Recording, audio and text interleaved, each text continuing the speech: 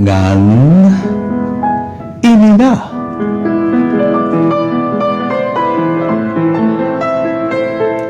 Pamatian naton ng mga pulungan kalipay. Abaton naton ang kamingaw han mga pangandoy. Namnamon naton ang katamisan naton puplongon. Dinihawan 05.3 MSFM. Siday ha mga huring hanharaw po'y. Akada sugad nga tak na aton pamamatian, ang mga siday nga iyo hinimuan, siday nga iyo ginpadara, siday nga nagagahin hinggugma og paghingyap, siday nga ginuhuhuring ang haropoy, dinhi hining ibahin ang aton programa. Siday ha mga huring ang haropoy.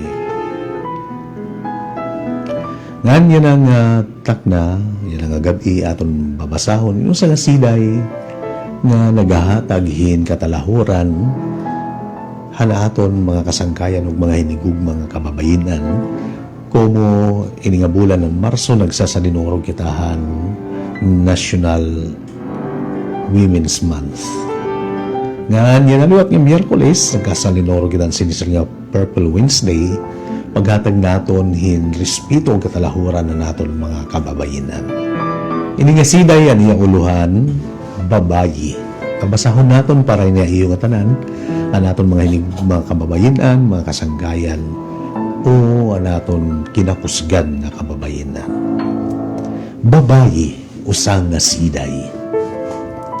Hayag han paglaom, habot nga han dulom. Duyog han gugma, kasing-kasing nahiyom. Di rila ha panimalay, kundi ha sosyedad.